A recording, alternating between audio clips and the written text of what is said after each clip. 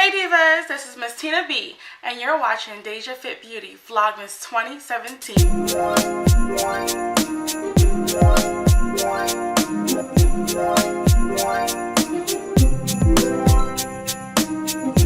Hey guys, it is Vlogmas Day 4.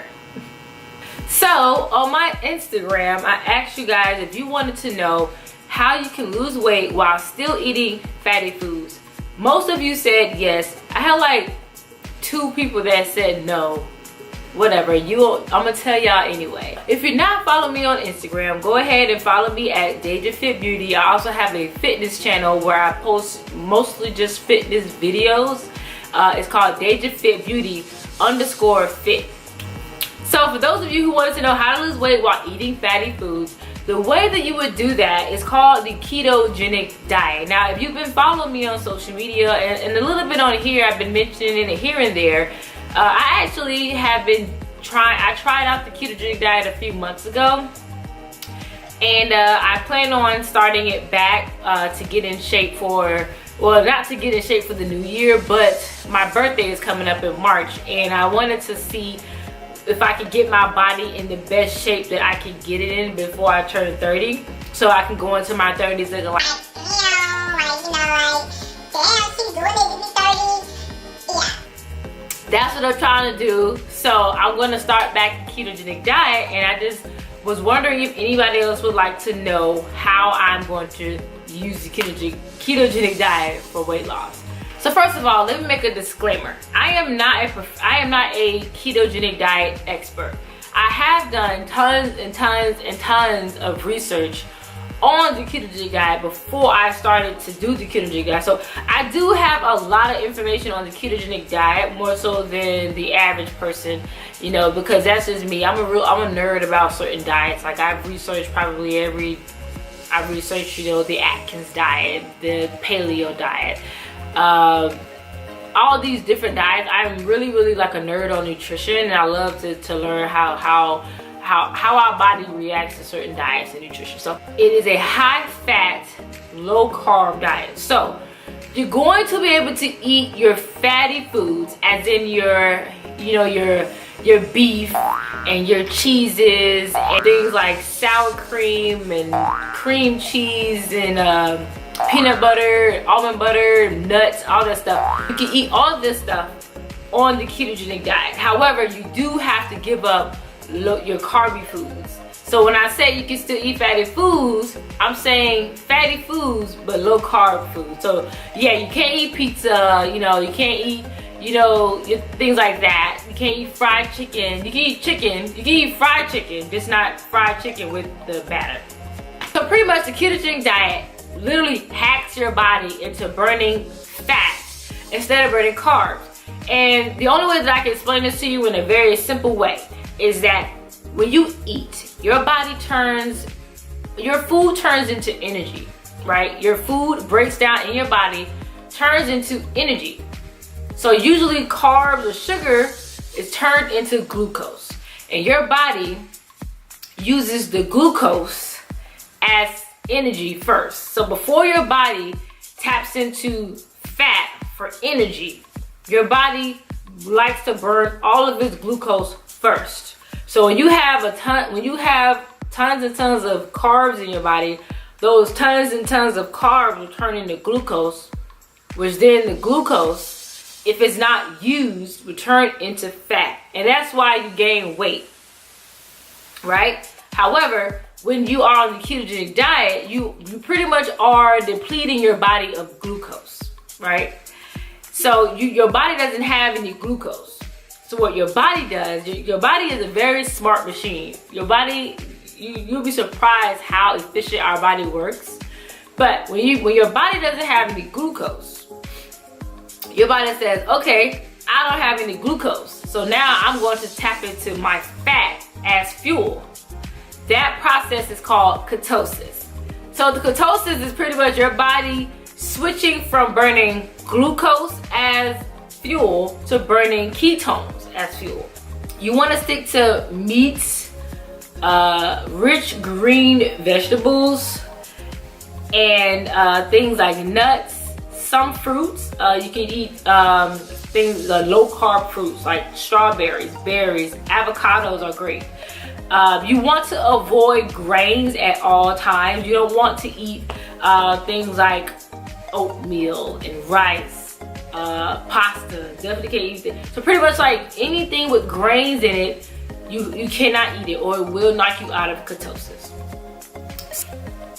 So pretty much like a typical keto meal for me would be something in the morning. I would have 3 whole eggs, some cheese, and a couple slices of bacon, and that would be my breakfast. For lunch, I would have maybe ground beef, or maybe some chicken with the skin on it, and some sort of green veggies, maybe a half of an avocado, and maybe some nuts as a snack. A handful of nuts. That's not a lot of nuts, because you can kind of go crazy with the nuts and end up eating like 400 or 500 calories. So be very mindful of how many nuts that you're eating.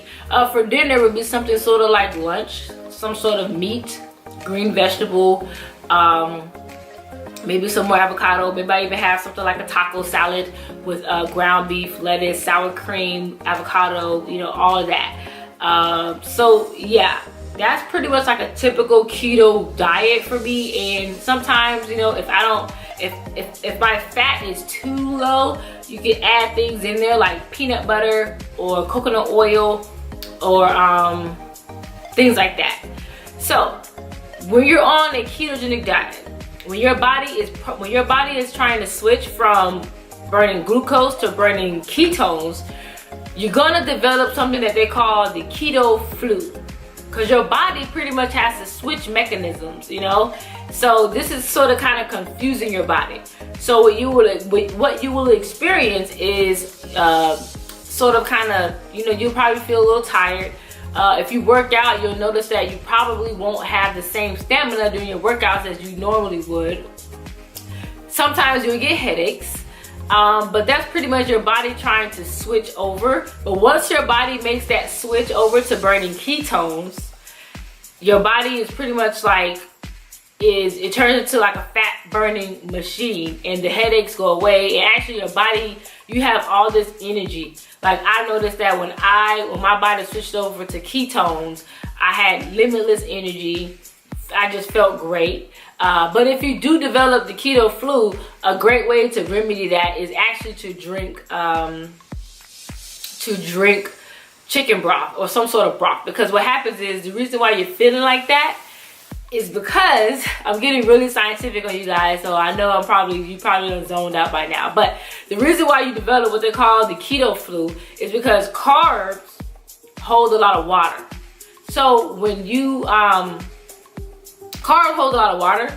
So when you switch from not eating carbs, your body doesn't really hold a lot of water. And when your body is not holding water, your body sort of kind of flushes sodium. So your body doesn't hold as much sodium when you're on a low carb diet. And what happens is your body needs sodium, so you start getting headaches. And that's your body telling you need sodium. So a great way to remedy the keto flu when you have the headache and stuff like that is to drink some sort of salty mixture, which is usually like, we just say, hey, drink some chicken broth. So what I do is I have like those little chicken bouillon cubes, and I would just boil it down until like a broth, and I would sip it, and I would feel better in like 5 to 10 minutes. Anyways, back on to how to lose weight with the ketones. So yeah, so your body switches over from burning glucose to burning the ketones, and literally the fat would just melt off of your body. Okay, now here's the thing about being in ketosis, is that once you are in ketosis, you have to monitor your macros. And if you're not used to tracking your food, if you do the ketogenic diet, I really I suggest you learn how to track your food, because with the ketogenic diet, your macros have to be 75% fat, or usually I say for weight loss, you want to stick to maybe 65 to 60% fat. You want to stay around 5 to 10% carbs, and the rest of that will be protein. So usually your protein is around 25 to 30, and your fat is around between 75 to 60. And then usually your carbs, I don't suggest you going over 10%. They actually recommend your carbs stay around 5% of your diet. And I'm gonna show you guys what I'm talking about. I hope that's in focus, but this is pretty much how my daily macros are. The red is fat. Oh crap, phone, come on. The red is my fat intake. The blue is my carb intake. And the green is my protein intake. So as you can see, I hit 63% fat, 11% carbs, and 26% of protein.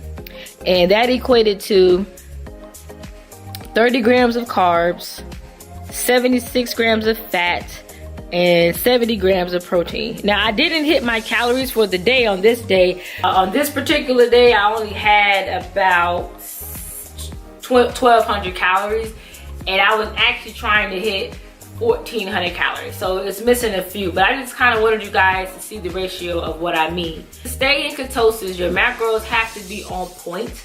There is some wiggle room, but you want to kind of stay within that realm, because if you go off even a little bit, you can knock yourself out of ketosis.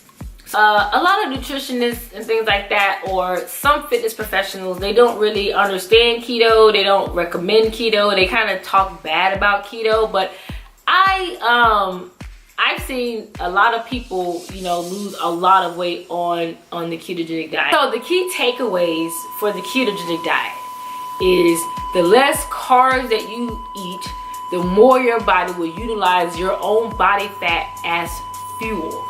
So the less carbs you eat, the more your body has to use its own fat as fuel. Now, I know somebody is gonna say, some so-called fitness expert is gonna say, oh, your body can use protein as energy too. Yeah, your body can, but we're not gonna go that deep into it right now.